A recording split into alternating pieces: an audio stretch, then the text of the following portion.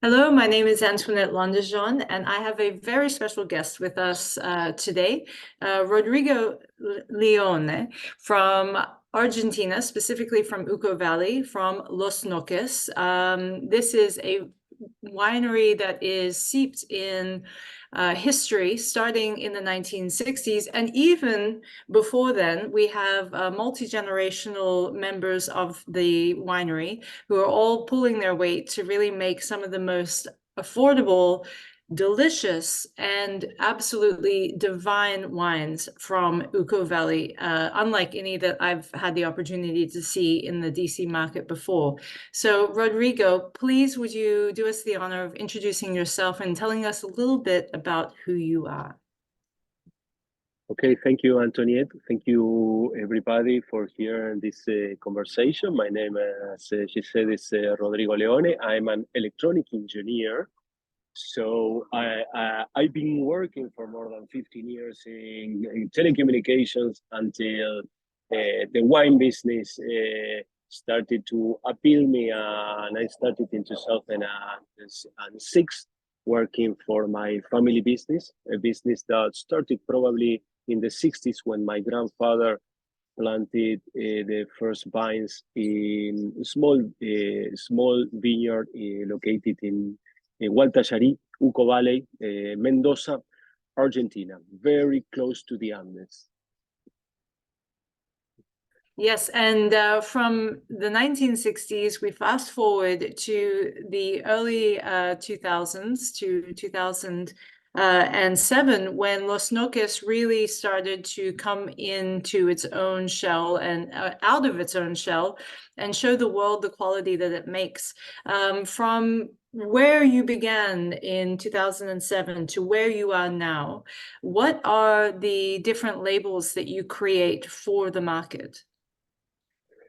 Well, we started with our roots. We started in 2007 with a Bonarda that my grandfather planted 60 years ago. We only made 4 barrels. I mean, it's 300 bottles per barrel, so a little bit more than 1,000 bottles. That was the total.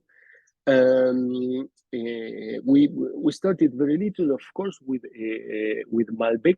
Malbec, you know, Argentina is very well known for our Malbecs. 50% of Argentinian exports are Malbec wines. So we started with a Malbec, also with a Cabernet Franc, and then a Malbec Reserve and a Grand Reserve that we call it Finca Don Juan in honor of Don Juan Arrigoni, my grandfather, which is a blend of Malbec and Cabernet Franc. Those, I would say, were the 4 wines or the 5 wines with the Bonarda in until 2010, 2011. Then we started to, I would say, probably because of my former experience, try to follow our customers and try to meet our customers' needs.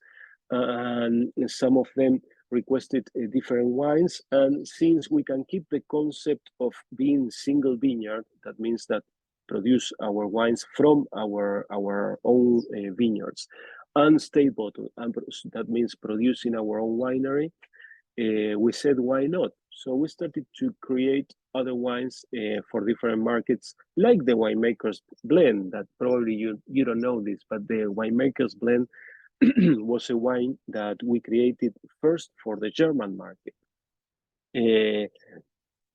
Today, we have 12 different wines in 3 lines. We have a Sauvignon Blanc, Rosé, this Winemaker's Blend, Malbec, Cabernet Sauvignon, Cabernet Franc, and Pinot Noir in our entry level, our state level, which is white labels. The idea on that line is to show the power and the fruit of our small piece of land. So there is no much oak on the wines, almost no oak in some of them. And then we have a reserve level, which we have a Malbec, Pinot Noir, and a Bonarda. Those wines go through barrel for at least 1 year. Probably some of them new, but probably I would say second or third use barrels. And then we have a grand reserve, this Finca Don Juan, which is a Malbec and Cabernet Franc blend that goes 100% in French New York barrels. And every year we change that blend because we pick each barrel that goes to that wine. And the Don Juan Red Blend, could you tell us a little bit more about the varieties that you rotate to go in them, and what is the ultimate style that you're looking for the signature bottling? Okay, well, first I would say that that wine started to be a Malbec, 100% Malbec. In fact, in 2009 we presented to Stephen Tanzer. He put it in the bucket of wines that you want to drink before you die. So we were very happy with that. But we started to include a little bit of a Cabernet Franc when our vineyards of Cabernet Franc started to become more mature, because we planted those in 2005. And we added more and more Cabernet Franc. In 2013, it was 60% Cabernet Franc, 40% Malbec. And right now we are also, when I say we, I am talking probably about Javier, who is our winemaker since 2007, and our consultant winemaker. We're starting to include a little bit of a Cabernet Sauvignon as well to the Finca Don Juan. The idea on that wine is to, again, in all the line, to show the power of our or the uniqueness of our vineyard. Okay, we produce wines, I will say, in this is the new word, but probably in all ways where we try to keep the grapes in the vineyard until they mature the way we want. We are very aware that right now there are many wineries that are starting to harvest earlier, and that's not our idea. And then for the reserve and the Finca Don Juan, we want to add some complexity using French oak. We don't want to over oak the wines. Again, the most important thing for us is the fruit and the power of the fruit we have. But of course, the complexity of the oak will give the wines the more elegance.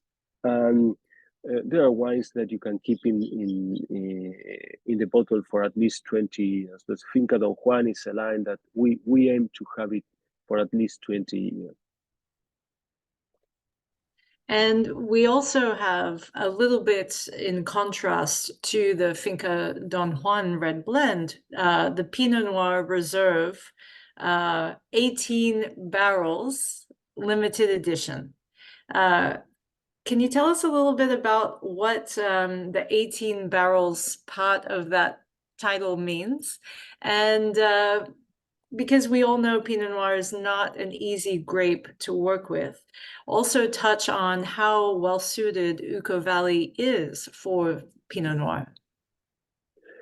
Well, the first thing I will tell you is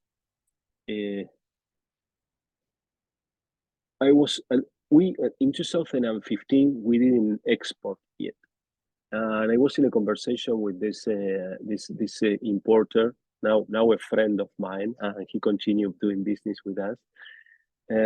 He says, Rodrigo, I want a Pinot Noir from you. And I said, look, I don't know you. We have Malbec, we have Cabernet Franc. Let's start with what we have. Yeah, that we will start with that. But okay, I said, look, we don't make Pinot Noir. We sell the grapes. And he knew we sold the grapes because he was representing one of the wineries that we sold a lot of grapes of Pinot Noir for them, and they were making their Pinot Noir reserve out of our grapes. So he said, okay, Rodrigo, we'll go to in March 2016 with a winemaker from Oregon. and we will make a Pinot Noir together. I was looking at my phone in 2015. Again, you can imagine that we didn't export at that point, and I was saying, this gentleman, we come to Argentina. So that was in 2016, in March 2016 in Argentina was a terrible harvest. It didn't stop to rain. So even the grapes didn't mature or they rotten. So anyway, they came. We made probably 6,000 bottles of that Pinot Noir. They stay about 15 to 20 days at La Consulta. We rented a house because it was raining a lot of time. We ate a lot, we drank a lot, and we could manage to make all those 6,000 bottles of a Pinot Noir Reserve 2016. We not every year we produce any of our wines. When we don't like the grapes, we don't like the vintage, we sell it as bulk wine. The Pinot Noir, those 18 barrels is what we could get in probably 2018. You probably have 2018 version of that one. So it changes every year. Sometimes it will be 16 barrels, 15 barrels, or it's not a must. So we change the label every year. As you can see, the labels also are numbered. So each bottle is numbered, so we can keep track if there is any problem in the wines as well. It must be wonderful to live in one of the most famous winemaking regions in the world, Mendoza being rated the #1 top tourist destination for wine tourism. But I understand you do a huge amount of travel every year as the managing director of Los Noques. One of your most important roles is to spread the word of Los Noques and have placements in different markets. Can you tell us what that job really means? How difficult is it to penetrate into new markets? And is it as easy as we think it is on this side of the street to maintain the market once you've put the product in? Thank you for this quick question, Antonia. First, I will start saying that yes, Mendoza and Uco Valley has become more and more popular, and it's in the last few months, Michelin came to Mendoza and made 3 or 4 restaurants 1-star Michelin. So it's an amazing place. It's beautiful views you have there, 5-star hotels, beautiful restaurants at very affordable prices. So I really recommend to come to Argentina and enjoy beautiful landscapes and beautiful food and wines. Look, traveling to the markets, it's probably the most rewarding part of my job. It's I would say it's very time consuming. I have 3 little children that because they're on vacation, they're on my back fighting right now. But it's a lot of time and energy consuming. But again, it's all that energy is it's coming from the reward that means to show our wines to the market and to share our wines and have it in the tables of some states in America, in Denmark or in Germany.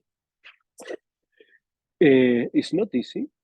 It's not only because of the expenses, but also because it's not like you export and you have your life finished. You need to continue working and working. The pandemic was very demanding for us and was very challenging. Our wines are wines that have to be shown, and there are wines that are sold mostly in wine by the glass in restaurants. So you can imagine the pandemic was very challenging because nobody was allowed to enter to a wine store to see labels. But it also gave us the opportunity to open new markets. So we lost some distributors, some went out of business. So this year was a year of a lot of effort to reestablish Los Noques in some of our geographies. It's we are exporting to Virginia since 2016. That's probably our most mature market. Our team there, our distributor knows Los Noques, many restaurants, many wine shops knows Los Noques. Sometimes I am in a wine tasting and there is people coming and say, "Oh, you are the one from Los Noques," and they remember me from another trip. That's amazing, you know. That's amazing, but it's very challenging. You have, and you know that better than me. You have millions of labels, thousands, tens of thousands of wineries around the world that compete with amazing wines for space in a shelf and for space in the consumer. I always start my conversations telling everybody that if you take one day of your life to learn about each winery around the world, you will need to live about 120 years. So thanks for giving me this opportunity. You know, the most wonderful part, in my opinion, about the wine industry is every year you, as a trade member, get to relearn the same wines because no vintage will be the same. No two vintages are the same. So could you tell us, since you are experiencing the harvest at the moment, how was this year for you, and are you especially excited for the wines coming out that will be released in a couple of years, but how the wines are coming out? Vintage, well, since we are single vineyard, that is more challenging as well because it's whatever we have in our vineyard. Every year changes. Of course, we put in our bottles things that keep the line, but they are different. They are not the same. 2023 was the worst harvest in Argentina ever in the whole history. That means because we had frozens by the end of spring, that those frozens burn the flowers, so then you don't have grapes.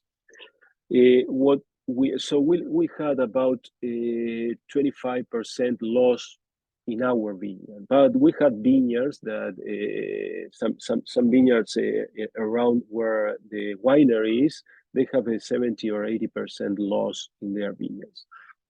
What you have is that the vine gives to the grapes that they are there a lot of power.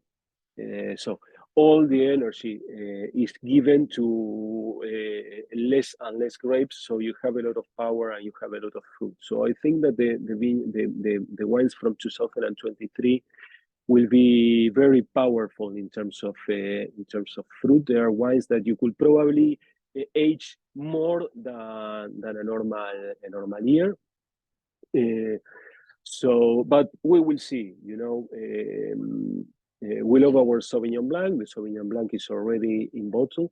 But the rest of the wines, you see that we have wines that are 3, 4, 5, 6 years old, so they need their time in bottle.